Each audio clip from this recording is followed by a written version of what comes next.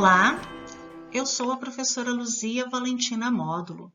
Sejam bem-vindos à videoaula sobre mecanismo estomático e resistência à dessecação. Saliento que este material didático está sujeito à advertência legal publicada pela Universidade Federal de Minas Gerais, a UFMG, em 31 de julho de 2020.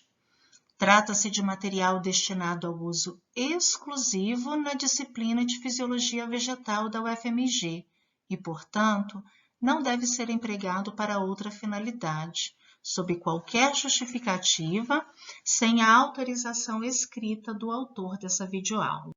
As figuras utilizadas nessa videoaula foram extraídas do livro Fisiologia Vegetal, 5ª edição, publicado por Lincoln Theis e Eduardo Zeiger, e os demais recursos audiovisuais e outras figuras são devidamente referenciados. Os estômatos são estruturas constituídas por várias células encontradas na epiderme de folhas e em menor intensidade em pecíolos, caules jovens e partes florais. Eles atuam na transpiração, na fotossíntese e na respiração, além de serem termorreguladores. Nós temos aqui uma figura ilustrativa, né, de estômatos, nos quais são demonstrados as células guardas, as células subsidiárias, ficam adjacentes às células guardas, e a célula epidérmica. O estômato é a interface principal para as trocas gasosas realizadas entre a planta e o ambiente atmosférico. Pelo processo de transpiração, a planta elimina para o ambiente água na forma de vapor e, em contrapartida, as células das folhas recebem CO2 a partir do ambiente. Daí o termo trocas gasosas. As células guarda, elas controlam a abertura e o fechamento do poro estomático. E tudo isso em resposta a sinais internos e a sinais externos. Então, do ponto de vista fisiológico, a planta ela passa por um dilema, que seria abrir os estômatos para absorver CO2 e assim impulsionar o processo de fotossíntese, ou fechar os estômatos para evitar a perda de água, diminuindo assim a taxa respiratória. E durante o processo de trocas gasosas, há um grande fluxo de água quando comparado com o influxo de CO2. Isso se deve porque o gradiente de concentração que controla a perda de água, ele é 50 vezes maior do que aquele que controla a absorção de CO2. Além disso, a água difunde-se cerca de 1,5 vezes mais rapidamente do que o CO2. Então, no processo de trocas gasosas, a planta perde relativamente mais água do que ganha CO2. Isso fica melhor exemplificado por quê? Porque o CO2 ele acaba tendo um caminho maior a ser percorrido. Ele precisa enfrentar o plasmalema, lá da célula estomática, na célula estomática, o citossol, adentrar no citossol, adentrar no envelope plastidial e finalmente atingir o estroma, a região dos cloroplastos, onde efetivamente acontece o processo de fotossíntese. Em contrapartida, para a água sair da célula estomática, ela apenas enfrenta o poro estomático, ela tem que passar pelo poro estomático e vencer aquela camada de vapor de água adjacente às células guarda. E durante o processo de trocas gasosas, há que se considerar a relação de transpiração, que nada mais é do que a razão entre a água perdida pela planta, em gramas, pela matéria seca resultante após a perda da água. Com isso, por meio do cálculo da relação de transpiração, a gente consegue predizer a eficiência do uso de água por plantas de metabolismos diversos.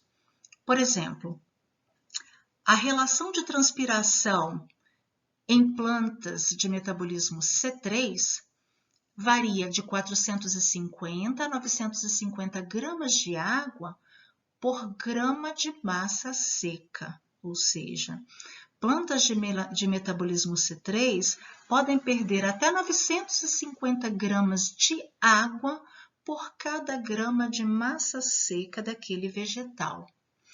Enquanto que plantas de metabolismo C4 podem perder até 350 gramas de água para cada grama de massa seca acumulada.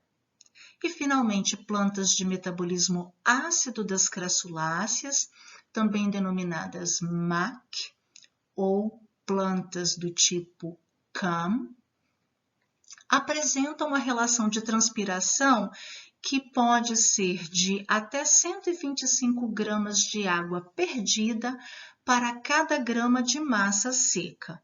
Com isso, fica claro para nós que as plantas de metabolismo ácido das crassuláceas, as plantas do tipo MAC, apresentam uma eficiência de uso de água maior do que as plantas de metabolismo C4, que, por sua via, apresentam uma eficiência de uso de água maior do que as plantas C3.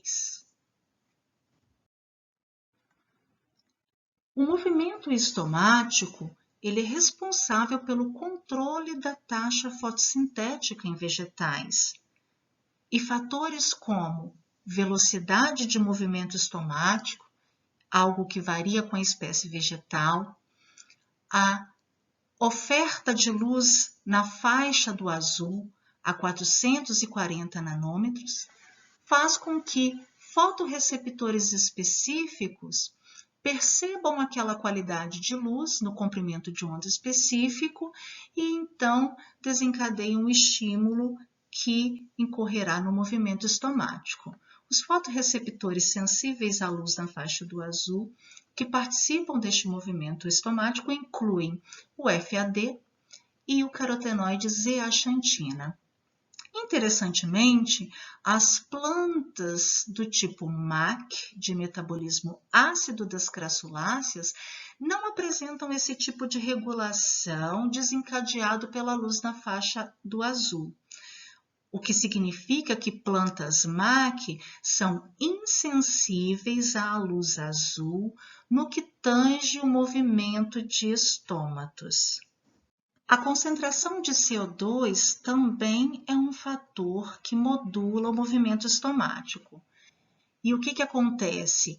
O aumento da concentração de CO2 até o ponto de saturação, ele chega, quando atinge o ponto de saturação, ele passa a provocar o fechamento estomático, sugerindo que há um excesso de CO2, que em função desse excesso de CO2, quando o CO2 começa a acumular na região da célula estomática, isso é um indicativo de que a planta não está necessitando de captação de CO2, já que ele se encontra acumulado. Então, por feedback negativo, o processo de abertura estomática é interrompido, exatamente porque a planta não necessita fazer trocas gasosas naquele dado momento, por estar suprida de quantidade suficiente de CO2 para impulsionar a fotossíntese. A temperatura também é um fator que afeta o movimento estomático. Então, pensando em condições controladas, temperaturas muito baixas, de 0 até 10 graus Celsius, elas impulsionam o fechamento estomático. E se a gente pensar bem, quando uma planta está submetida a uma temperatura relativamente baixa, a taxa respiratória, naturalmente, a capacidade de transpiração, ela diminui, porque a temperatura, o aumento da temperatura estimula o processo de transpiração, que é o processo de perda de água na forma de vapor. Então, se a planta está numa condição de baixa temperatura, o processo de transpiração, ele de certa forma é atenuado. Então, se a planta não transpira, em contrapartida, também não realiza a troca gasosa, que é a absorção de CO2. Então, por consequência, o estômago ele é fechado. Por outro lado, temperaturas também relativamente elevadas, como aquelas superiores a 40 graus Celsius, elas vão impulsionar, estimular o fechamento estomático exatamente por causa de uma queda do teor interno de água e um aumento da taxa respiratória, ou seja, é um controle para que a planta não perca demasiadamente água, porque a água também é extremamente importante para o metabolismo vegetal. Então, a planta fecha o estômago, abre mão de realizar fotossíntese, ou seja, diminui a taxa fotossintética como uma forma de contornar aquela situação adversa de elevada temperatura e assim controlar a perda excessiva de água. A faixa de temperatura ideal para que as plantas tenham um melhor aproveitamento na relação de trocas gasosas devido à abertura dos estômatos é a faixa de 25 a 30 graus. Mas a gente precisa ter em mente que aquelas plantas de ambiente desértico certamente apresentam algum controle que permita realizar fotossíntese mesmo numa condição de temperatura elevada. O teor de água nas células foliares também é fator que determina o movimento estomático. E a abertura dos estômatos, então, dependerá, ela está condicionada à turgescência das células guarda, que correlaciona com o potencial de pressão. Células túrgidas apresentam um potencial de pressão maior do que células menos túrgidas. Então, é recorrente que num determinado período do dia, as plantas passam por um déficit de água temporário, também denominado de DAT, ou um déficit do meio-dia, DMD, que, como o próprio nome sugere, ocorre ao meio-dia, quando a taxa de transpiração vivenciada pela planta é superior à taxa de absorção de água pelas raízes, ou seja, a planta mais transpira do que absorve água.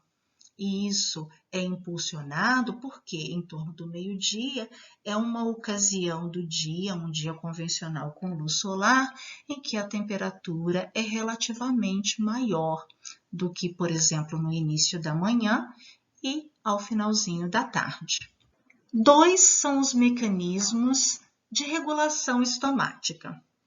O hidropassivo consiste naquele em que o poro estomático é aberto, de forma que ocorra a perda de água diretamente para a atmosfera.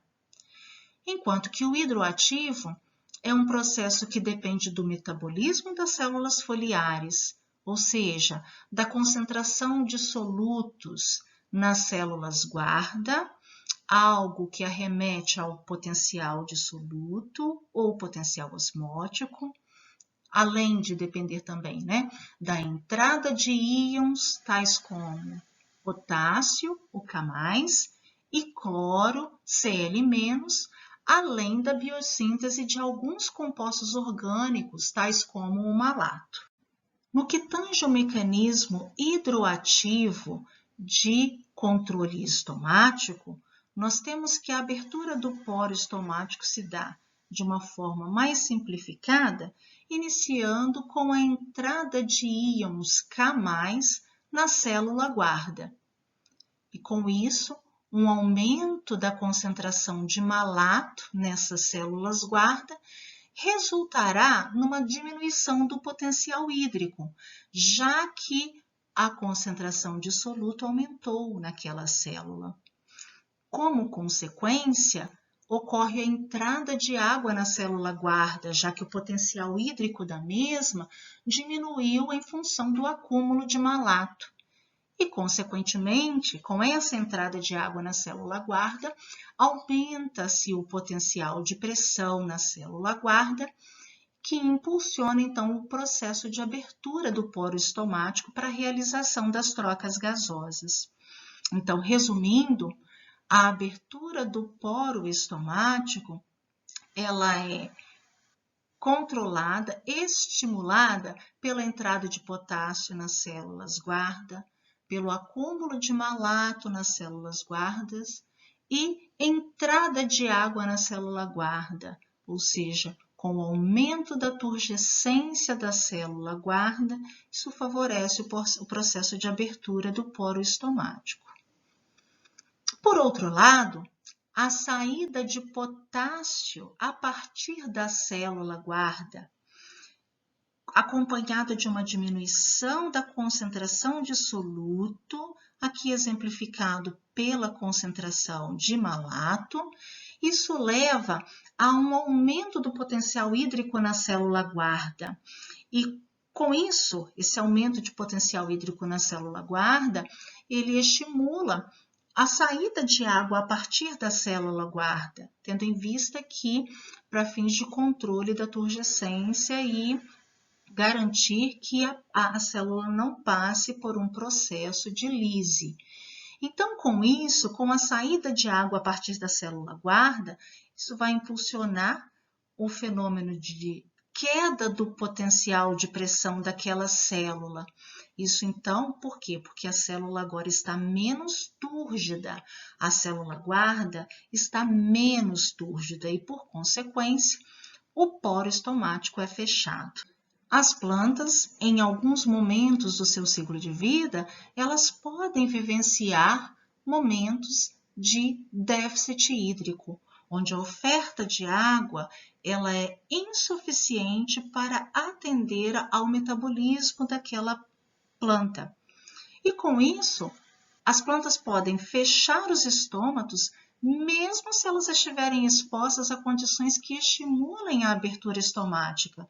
Ou seja, mesmo que uma planta esteja submetida a uma condição de luminosidade adequada, de luz azul na faixa do 440 nanômetros, a uma temperatura adequada para abertura estomática, a uma oferta de CO2 adequada, a planta ainda assim fechará os estômatos exatamente por causa do déficit hídrico a que ela está submetida.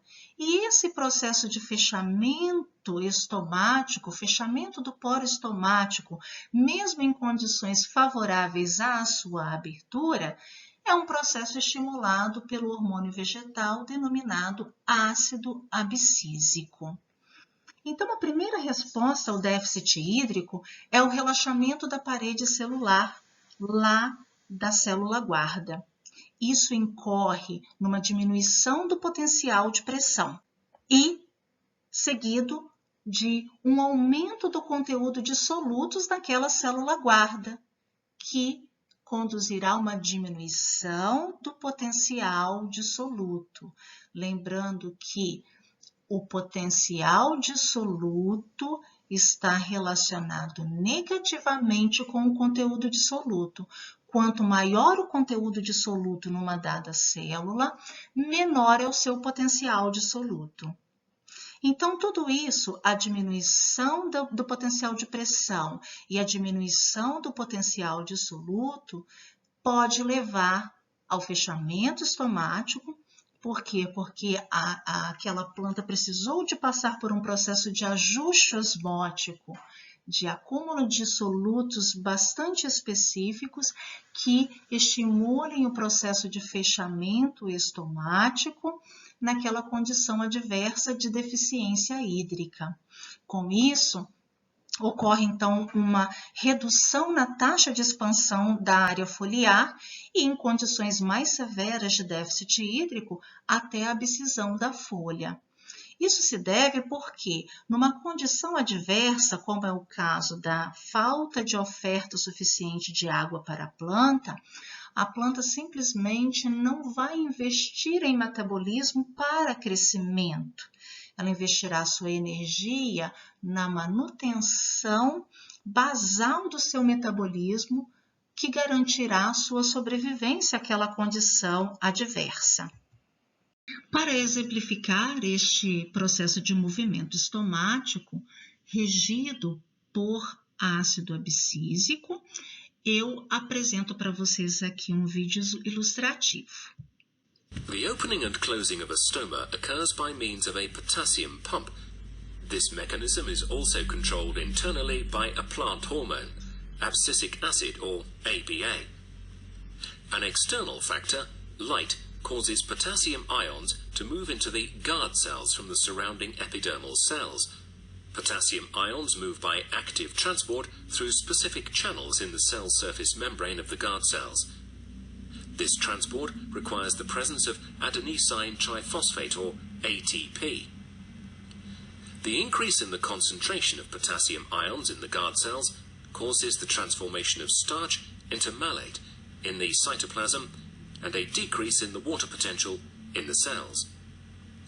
As a result, water enters the guard cells from the surrounding epidermal cells by osmosis. This brings about a change in the shape of the guard cells, and the stoma opens. In the late afternoon, when the potassium ions leave the guard cells, the malate in the cytoplasm changes back into starch, and the water potential in the guard cells increases. Water leaves the guard cells, their turgidity decreases, and the stoma closes. Mas além do fechamento estomático, algo que é comum a todas as espécies vegetais quando estão passando por um processo de déficit hídrico, algumas espécies possuem mecanismos específicos de resistência à seca, ou seja, de tolerância à dessecação. Mas algumas espécies vegetais, além do mecanismo de fechamento do poro estomático, fenômeno que é comum a todas as espécies vegetais, é natural fechar o estômago quando a oferta de água no solo é bastante limitada, né? Existem espécies vegetais que conseguem resistir a períodos longos de seca porque conseguem armazenar, criar um reservatório de água para o seu atendimento, ao atendimento do seu metabolismo em condições onde a oferta de água é bastante escassa no solo. Esta imagem, ela traz alguns exemplos para a gente de espécies vegetais, ilustrando aqui na letra A uma espécie perene que acumula água no seu tronco, exatamente para garantir a manutenção do seu metabolismo, mesmo em ocasiões onde ocorre um período severo, um período longo de seca. Enquanto que, por exemplo, as cactáceas, elas acabam, os cactos, acabam acumulando água no seu caule. Já as suculentas acumulam água nas suas folhas. Enquanto que as plantas ditas sempre vivas, notem que elas apresentam uma parte aérea relativamente pouco volumosa e um sistema radicular bastante desenvolvido, porque exatamente esse sistema radicular ele consegue explorar muito bem o solo e captar o pouco de água que ainda tem de oferta. Tá?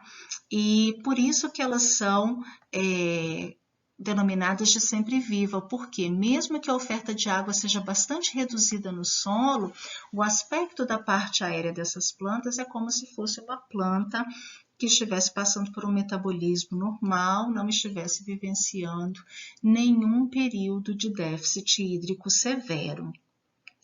E eu saliento para vocês aqui as espécies exemplificadas na letra I e na letra J. Notem aqui na letra I e na letra J. Elas são denominadas de espécies do tipo geófitas. Por quê? Porque elas têm a capacidade de acumular água no sistema subterrâneo. Então, essa planta exemplificada na letra I, ela acumula, ela armazena água no sistema radicular. Notem que ela tem uma raiz principal de diâmetro bastante considerável quando comparado com o diâmetro de sistemas radiculares de outras espécies vegetais. Enquanto que essa, exemplificada na letra J, ela acumula, por exemplo, nos bulbos, né, ou tubérculos. Então, as geófitas acumulam água na parte subterrânea. Já plantas, aquelas plantas aqui exemplificadas por esta espécie da letra K, elas são ditas pluvioterófitas, ou seja, são plantas anuais. Pluvio, por quê?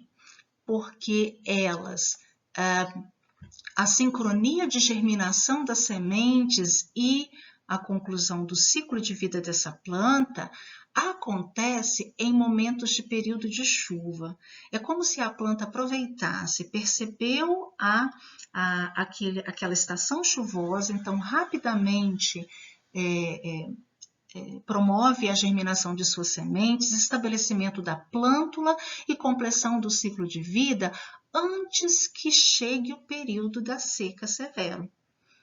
Então, é uma forma, elas aceleram o seu ciclo de vida, são plantas anuais de ciclo de vida mais curto, porque elas aproveitam de uma estação chuvosa, por isso que elas são denominadas de pluvioterófitas, exatamente para poder germinar, desenvolver a plântula, crescer e completar o seu ciclo de vida antes que ocorra um episódio severo de seca.